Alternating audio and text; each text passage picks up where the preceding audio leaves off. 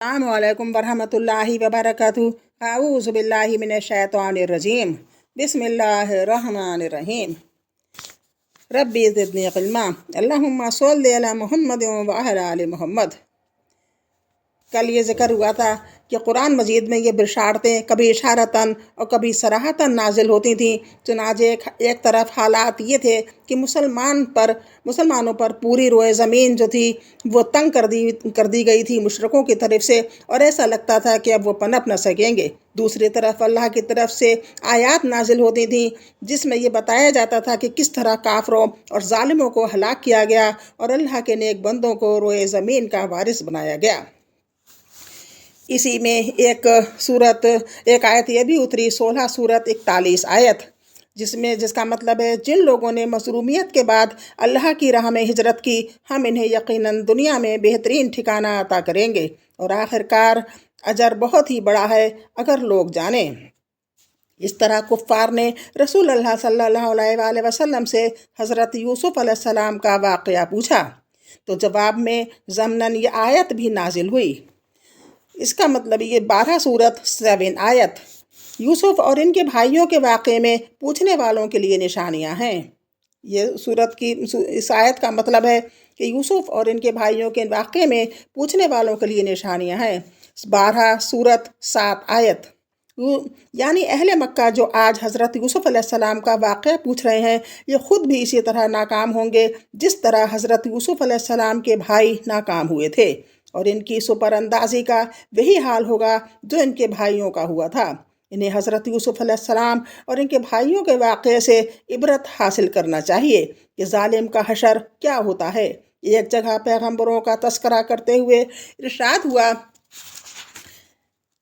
हुआ इस 14 सूरत 13-14 आयत कुफ़ार ने अपने पैगम्बरों से कहा कि हम तुम्हें अपनी ज़मीन से ज़रूर निकाल देंगे। इसका मतलब है जो आयत उतरी थी इसमें 14 सूरत की 13-14 आयत है। कुफ़ार ने अपने पैगम्बरों से कहा कि हम तुम्हें अपनी ज़मीन से ज़रूर निकाल देंगे या ये कि तुम हमारी मिल्लत में वापस आ जाओ। इस पर इनके रब ने इनके पास वही भेजी कि हम जालिमों को यकीनन हिलाक कर देंगे। ये वादा है इस शख्स के लिए जो मेरे पास खड़े होने से डरे और मेरी वईद से डरे, यानी अल्लाह का कहना माने। इसी तरह जिस वक्त फारिस और रूम में जंग के शोले भड़क रहे थे और कुफ़ार चाहते थे कि फ़ारसी गालिब आ जाएं क्योंकि फ़ारसी मुशरिक थे, और मुसलमान चाहते थे कि रूमी गालिब आ जाएं क्योंकि रूमी बहरहाल अल्लाह पर, पैगम्बरों पर, वही पर, आसमानी किताबों पर और यौम आखिरत पर ईमान रखने के दावेदार थे। लेकिन गलबा फ़ारसियों को हासिल होता जा रहा था। तो इस वक्त अल्लाह ने यह खुशखबरी नाजिल फरमाई कि चंद बरस बाद रूमी गालिब आ जाएंगे। लेकिन इसी एक बिशारत पर इत्तफा न की, बल्कि इस ज़मन में ये बिशारत भी नाजिल फरमाई कि रूमियों के गलबे के वक्त अल्लाह ताला मोमिनीन की भी ख़ास मदद फरमाएगा जिससे वो खुशी हो जाएं। और चुनाचे इरशाद है 23 सूरत 4-5 आयत 30 सूरत है और 4-5 आयत है, यानी इस दिन अहले ईमान भी अल्लाह की एक ख़ास मदद से खुश हो जाएंगे। ये इसका मतलब था। और आगे चलकर अल्लाह की ये मदद जंग बदर के अंदर हासिल होने वाली अजीम कामयाबी और फतेह की शक्ल में नाजिल हुई। जंग बदर जो सिर्फ ये 350 लोग थे या 300 और कुफ़ार 3000 थे, तब भी मोहम्मद सल्लल्लाहु अलैहि वसल्लम की फतेह हुई। कुरान के अलावा ख़ुद रसूल अल्लाह सल्लल्लाहु अलैहि वसल्लम भी मुसलमानों को वक्तन फ़ौक़तन इस तरह की खुशखबरी सुनाया करते थे। चुनाचे मौसम हज में आप उकाज़, मुजना और जुल्मजास के बाज़ारों में लोगों के अंदर तबलीग रिसालत के लिए तशरीफ़ ले जाते तो सिर्फ जन्नत ही की बिशारत नहीं देते थे, बल्कि वो 2 टोक लफ्ज़ों में इसका भी ऐलान फरमाते थे, जिसका मतलब है अरबी में है, मैं इसका मतलब बता रही हूँ। ये फरमाते थे, लोगों ला इलाहा इल्लल्लाह कहो, कामयाब हो जाओगे और इसकी बदौलत अरब के बादशाह बन जाओगे और इसकी वजह से अजम भी तुम्हारे ज़ेर नगीन आ जाएगा। फिर जब तुम वफ़ात पाओगे तो जन्नत के अंदर बादशाह रहोगे। ये वाक़या पिछले सफ़ात में गुजर चुका है कि जब उतबा बिन रबिया ने आप सल्लल्लाहु अलैहि वसल्लम को متاع دنیا کی پیشکش کر کے، یعنی دنیا کی چیزوں کی پیشکش کر کے، خوشیوں کی پیشکش کر کے، مال و دولت کی پیشکش کری۔ کس نے؟ عتبہ نے، جو ابو لہب کا بیٹا تھا عتبہ بن ربیعہ نے آپ صلی اللہ علیہ وسلم کو متاع دنیا کی پیشکش کر کے سودے بازی کرنی چاہی، اور آپ صلی اللہ علیہ وسلم نے جواب میں حام میم تنزیل اصل سجدہ کی آیت پڑھ کر سنائی۔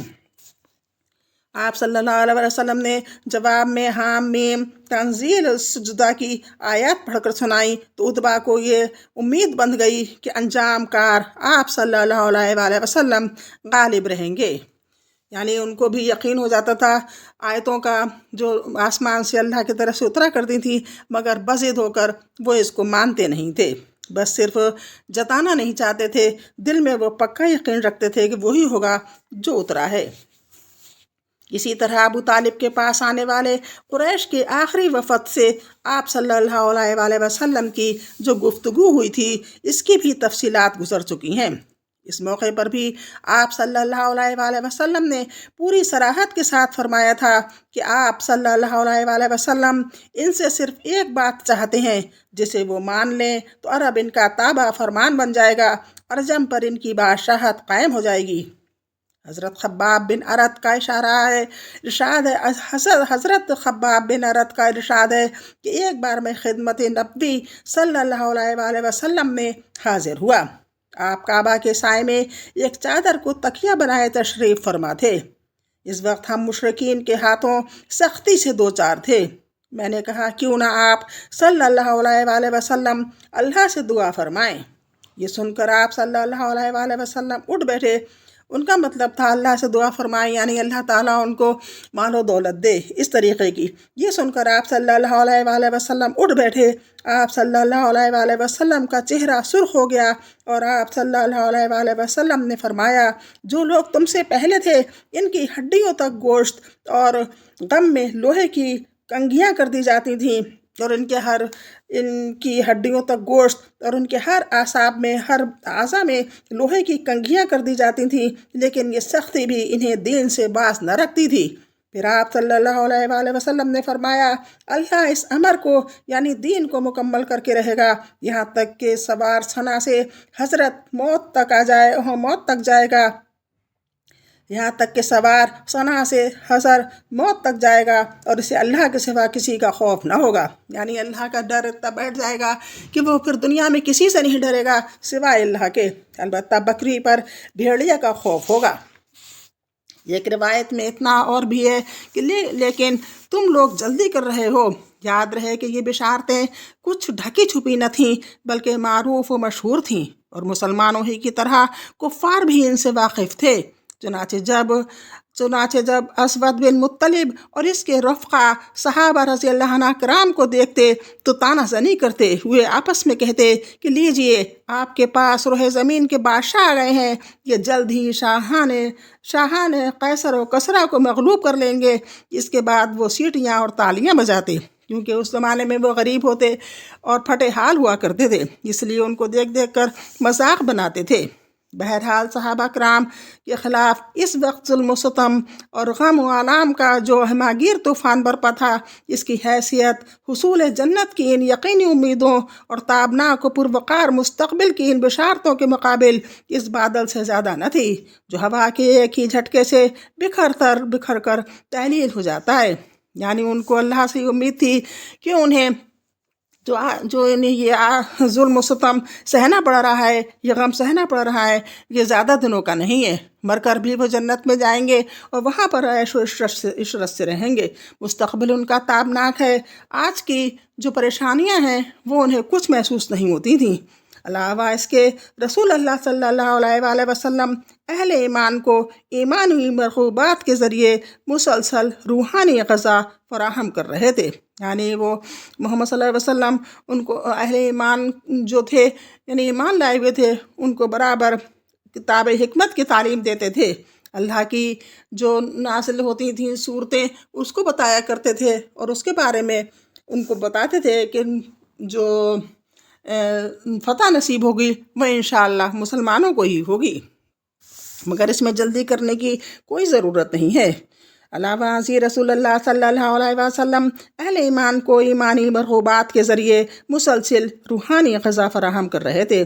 تعلیم کتاب و حکمت کے ذریعے ان کے نفسوں کا تزکیہ فرما رہے تھے، یعنی اپنے نفسوں کا، اپنے دل کو مضبوط رکھو، اپنے نفس کو ٹٹولو، نہایت دقیق اور گہری تربیت دے رہے تھے، اور روح کی بلندی، قلب کی صفائی، اخلاق کی پاکیزگی، مادیات کے غلبے سے آزادی، شہوات کی مقادمت اور رب السماوات و ارض کی کشش کے مقامات کی جانب، یعنی اللہ تعالیٰ کی مقامات کی جانب ان کے نفوس قدسیہ کی ہدی خوانی فرما رہے تھے، ان کو ہر طریقے سے پاک و صاف کر رہے تھے، ان کو مضبوط کر رہے تھے، اور ان کو امیدوں سے بہرہ کر رہے تھے کہ تمہیں انشاءاللہ بہت بڑی کامیابی حاصل ہوگی، مر گئے تب بھی اور بچ گئے تب بھی۔ آپ صلی اللہ علیہ وآلہ وسلم ان کے دلوں کی بجھتی ہوئی چنگاری کو بھڑکتے ہوئے شعلوں میں تبدیل کر دیتے تھے، اور انہیں تاریکیوں سے نکال کر نور و ہدایت پر پہنچا رہے تھے، انہیں اذیتوں پر صبر کی تلقین فرماتے تھے، اور شریفانہ درگزر اور قہر نفس کی ہدایت دیتے تھے۔